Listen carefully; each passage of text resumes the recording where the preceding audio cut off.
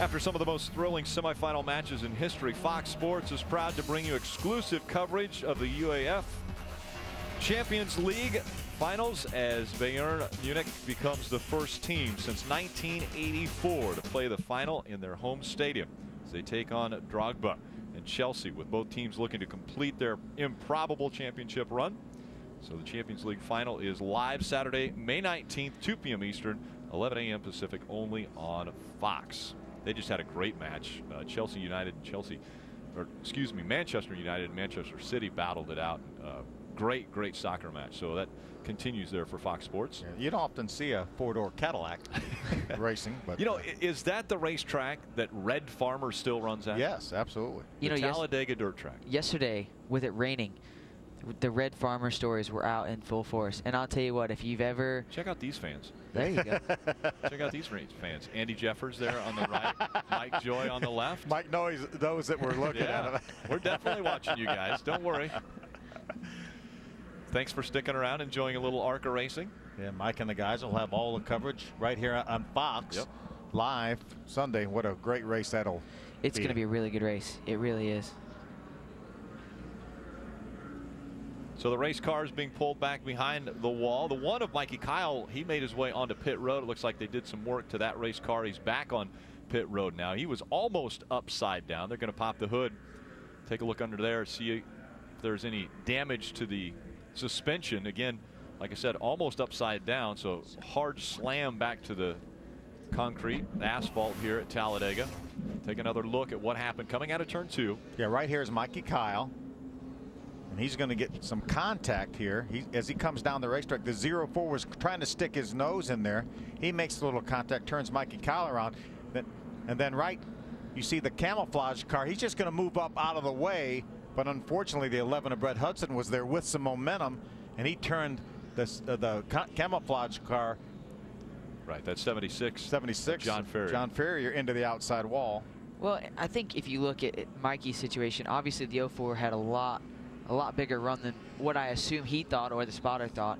And so, you know, his first instinct was to get back down on the bottom, and unfortunately they came together.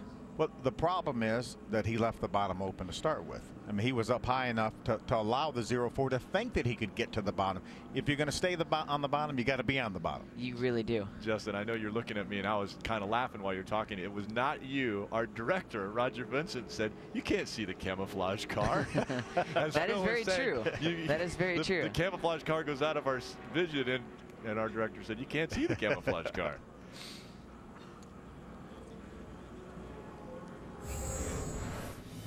So one more time onto pit road for Mikey Kyle before we'll see the green flag once again. Just 29 laps to go from Talladega. Coverage of the ARCA Racing Series on Speed is brought to you by Messina Wildlife Management. Stop animal damage with Messina Wildlife Management. And by Aaron's. You don't need credit. All you need is Aaron's. It's been a gorgeous day here at Talladega, Alabama. In Talladega Superspeedway, we've completed 67 of the scheduled 94 laps, 27 to go in this one. And currently, our Messina rookie contender, Ryan Reed. How is he doing, Jim? He had a great run until he ran out of fuel coming down pit road, guys, and that really got behind the 8 ball because they had to push the car down pit road, get it refired with ether. He then cut a tire under green. They came down and changed that. They're hoping now that the car is fine. He said the car has been really good, actually, since they came down and changed those tires. They're hoping now to gain 1 spot to get back on lead lap through the Aaron's Lucky Dogs. They're running 24th right now, 1 spot away from getting that lucky dog. If we do have another caution, they'll get to go back around and get back on the lead lap. And guess who is 1 spot in front of Ryan Reed? By the way, Ryan Reed, I believe, is 18 years old. Ryan Reed in the 15 is a young 18 years old. Guess how old the guy in front of him is?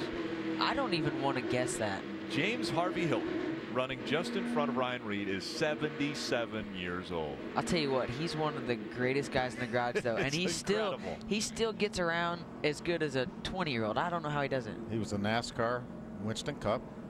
Actually, NASCAR Grand National at the time wasn't even Winston Cup yet. Yeah. Rookie of the year in 1966. That's amazing. That's amazing.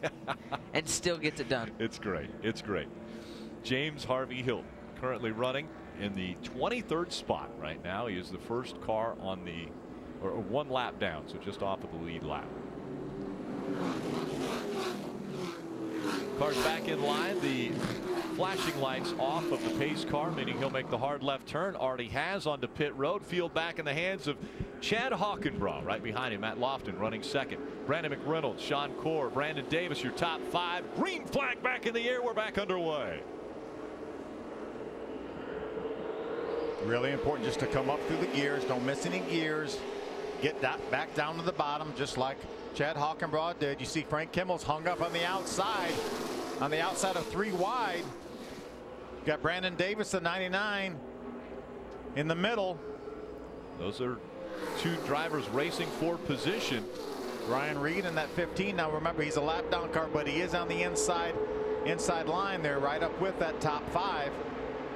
If you notice too, it looks like Tom Hessert and maybe Steve Blackburn and even Will Kimmel, you know, snuck in there on the bottom and got by some of those guys. So, you know, Frank and Brandon were out there on the outside duking it out. Let everybody go by on the inside, which is going to probably come back to bite him a little bit here in a few laps. Frank was able to jump in line right behind his nephew, Will Kimmel.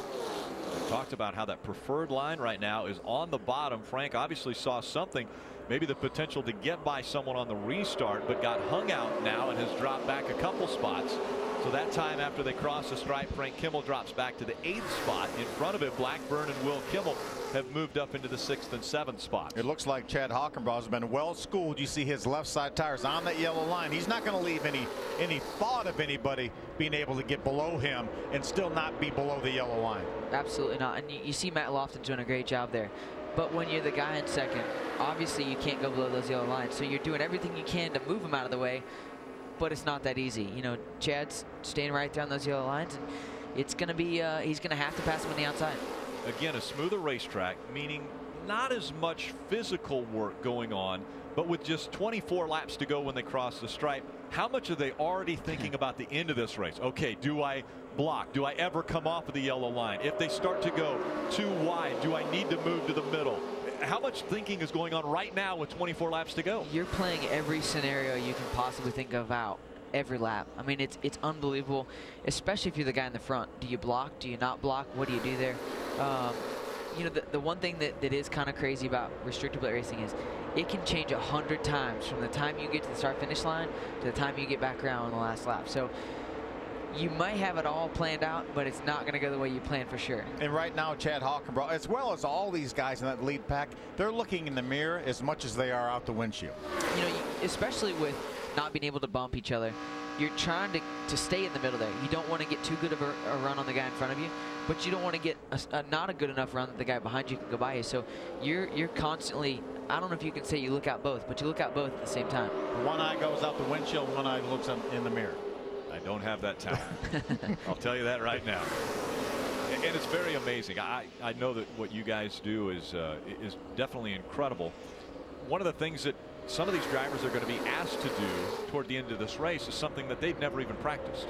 They're probably going to end up being in a tandem situation, maybe on the last lap, where someone's going to get in behind and think, okay, the two of us are going to go to the front, where maybe one of these or two or three of these guys have never done that before in their lives, and they're going to have to be put in that situation, which is a scary situation. You know, when we were fortunate enough to win here in 2008, Stevie Reeves was spotting for me.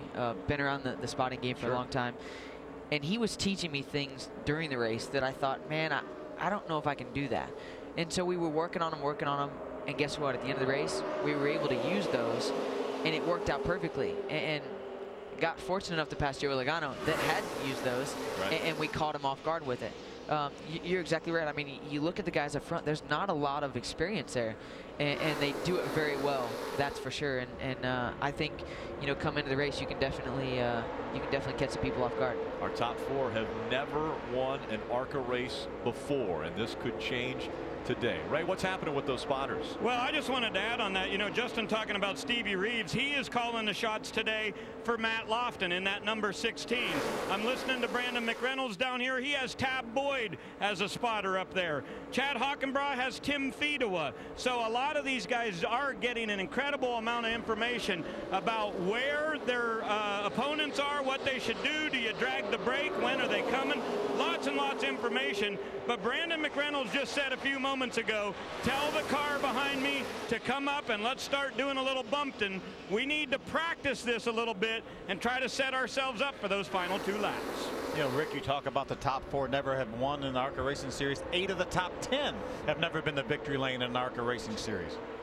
And right now, everybody that's on your screen, and even the guys that aren't on your screen, have a chance at winning this race. Well, we saw Bobby Gerhardt. We never thought he had a chance to win. And your teammate James Busher at Daytona, he was 11th going into turn 3 on the last lap and wins the race. You know, it's crazy how this all plays out. I mean, like we said, it could change 100 times before the finish. But you know, these guys, no matter if they have won or they haven't won, you want to win here at Talladega. This is a race that we all look at and go, this is a cool place. You see some pushing going on there. Just saw Will Kimmel get into the back of another car just in front of him, so a little bit of pushing is starting to happen. But I don't know how much of an advantage is. They had nowhere to go. Right. Will Kimmel got in the back of Steve Blackburn, but they only had about 4 feet that they could go before they would be in the back of the car in front of them.